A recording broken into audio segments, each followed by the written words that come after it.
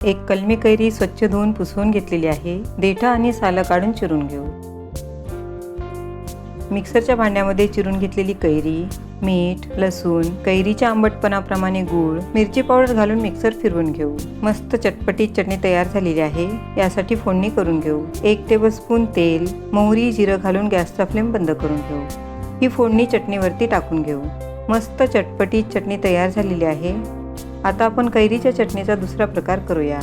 मिक्सरच्या भांड्यामध्ये चिरून घेतलेली कैरी, 1 कांदा चिरून घेतलेला आहे, कैरीच्या आंबटपणाप्रमाणे गूळ, चवीप्रमाणे मीठ, कांद्याच्या तिखटपणाप्रमाणे यामध्ये मिरची पावडर घालायची आहे, ड्राय रोस्ट जिरा पावडर आणि लसूण घालून बारीक करून घेऊ।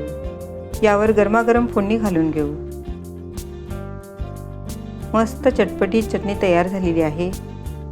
कैरीच्या दोन्ही चटण्या खूप टेस्टी लागतात। या चटण्या फ्रीजमध्ये ठेवल्यास 7 ते 8 दिवस छान राहतात। लाईक, शेअर आणि सबस्क्राईब करायला विसरू नका।